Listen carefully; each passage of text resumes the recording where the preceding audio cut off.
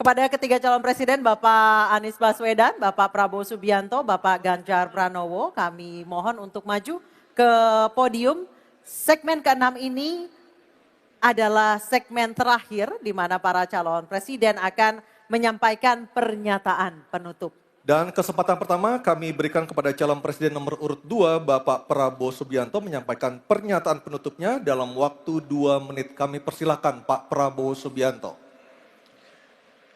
Saudara-saudara sekalian, kita patut bersyukur bahwa dalam beberapa dasawarsa ini negara kita terhindar dari konflik bersenjata dengan negara asing. Ini berkat kepemimpinan dan kenegarawanan pemimpin-pemimpin kita.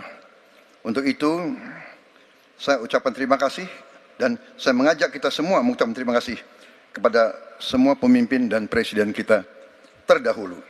Juga saya bertekad manakala saya menerima mandat dari rakyat untuk tetap menjalankan politik bebas aktif, non-blok, menghormati semua negara, menjadi tetangga baik bagi semua negara di kawasan kita, menjaga jarak yang tidak terlalu jauh tapi juga tidak terlalu dekat dengan semua kekuatan, menjalin kerjasama ekonomi. Saya juga ucapkan terima kasih dan mengajak semuanya mengucapkan terima kasih kepada seluruh prajurit TNI dan Polri dan ASN di seluruh Indonesia yang telah bekerja keras untuk menjaga kita sehingga kita seperti sekarang siap untuk tinggal landas, siap untuk bangkit menjadi negara maju. Kita perlu untuk mempertahankan sistem yang sudah baik.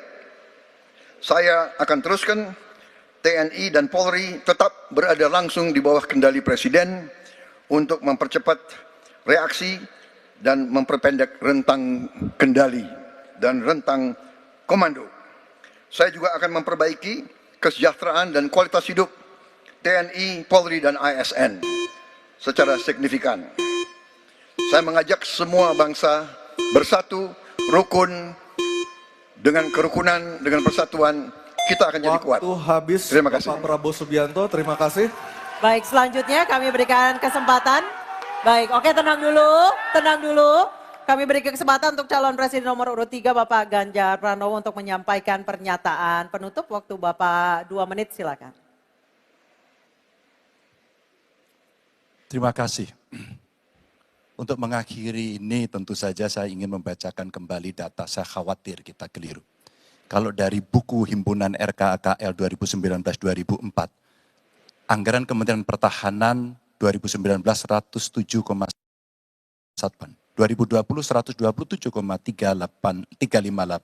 2021 136,996 triliun. Ada peningkatan. Maksud saya agar kita tidak keliru pada soal data. Dan capaian IMF kita, dari data lakibnya Kemenko Polhukam yang dipublish secara terbuka, karena kami tidak bisa mendapatkan data dari Kemenhan secara terbuka, maka minimum essential force kita memang kemungkinan akan berat untuk bisa terpenuhi. Maka Bapak Ibu, dalam konteks politik luar negeri kita, maka otonomi strategis menjadi begitu penting untuk meredefinisi dari politik kita yang bebas aktif. Duta besar cyber menjadi penting karena problem besar kita hari ini adalah pada dunia digital. Maka kita perlu duta besar ini untuk merespon perubahan-perubahan global yang ada. Duta besar krisis iklim kita perlukan, garda samudra sebagai strategi baru dari poros maritim dunia. 100% pesawat kita mesti siap tempur, alutsista kita mesti siap tempur, dan zero tolerance untuk kecelakaan pada alutsista kita. Kekuatan pertahanan Indonesia di angkatan cyber akan kita tingkatkan, dan anggaran pertahanan hingga 2% dari PDB. Keamanan mendorong pada profesionalisme kepolisian yang mau tidak mau harus kita lakukan. Badan Cyber Polri kita dorong sampai satuan baru di setiap Polda untuk TPPO, kekerasan terhadap perempuan dan anak. Tentu kesejahteraan prajurit dan keluarga menjadi begitu penting untuk mendapatkan perhatian.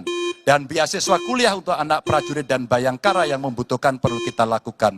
Indonesia Garda Samudra. We are Waktu Groot. habis, Bapak Ganjar Pranowo. Oke, tenang dulu. Baik, kesempatan berikutnya kami berikan kepada calon presiden nomor urut 1, Bapak Anies Baswedan, menyampaikan pernyataan penutupnya dalam waktu 2 menit. Silakan Pak Anies. Sebagai Presiden Republik Indonesia, maka prioritas pertama dan terutama adalah memastikan rasa aman pada tiap keluarga dan setiap jengkal tanah Indonesia. Dan itu artinya kita memastikan bahwa mereka yang diberi tugas untuk mengamankan, dipikirkan kesejahteraannya. Memastikan bahwa kenaikan gaji tiap tahun, memastikan mereka punya rumah dinas, memastikan kesejahteraannya aman. Sehingga mereka bisa konsentrasi. Siapa itu? TNI, Polri, termasuk ASN di bidang pertahanan. Itu kunci nomor 1. Yang kedua, ketika kita berbicara tentang menjaga keamanan, maka kita juga berbicara tentang bagaimana pelibatan kita di dalam kancah internasional. Presiden akan menjadi panglima diplomasi dunia Indonesia di tingkat dunia. Hadir, mewarnai, membawa nilai-nilai Indonesia. Dan seperti juga di debat ini, tidak banyak ruang diberikan untuk berbicara di forum global. 2 menit, 3 menit itulah waktunya. Tapi di situ seninya, bagaimana kompleks gagasan, kompleks ide disampaikan secara lugas. Dan ketika Indonesia menyampaikan posisinya tegas, maka kita tidak akan ragu. Kita memperjuangkan penghapusan penjajahan di muka dunia. Maka Indonesia tidak sungkan untuk mengatakan pada negara manapun, hentikan penjajahan di tanah Palestina. Dan usahakan itu lewat diplomasi ke seluruh tempat. Bukan cuma sekedar statement dari Menteri Luar Negeri, tapi serius menjajaki seluruh kekuatan. Kita menginginkan Indonesia kembali menjadi kekuatan yang disegani. Dan mulainya dari mana? Dari pemimpin yang menjunjung tinggi etika. Pemimpin yang menjunjung tinggi ilmu pengetahuan. Pemimpin yang terbuka atas gagasan mempertahankan Indonesia atas ancaman-ancaman baru. Dan itu artinya kita hadir di berbagai wilayah. Di dalam pertemuan-pertemuan global membawa aspirasi Indonesia. Kita kirim pesan. We will no longer absence. Indonesia will be presence and Indonesia will color the world. Indonesia absence no more, respected forever. Habis Pak Anies.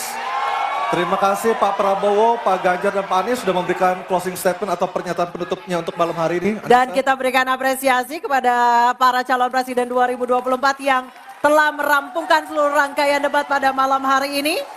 Hadirin kami persilakan untuk tepuk tangan. Dan masih tersisa 2 debat lagi yang akan diselenggarakan oleh KPU.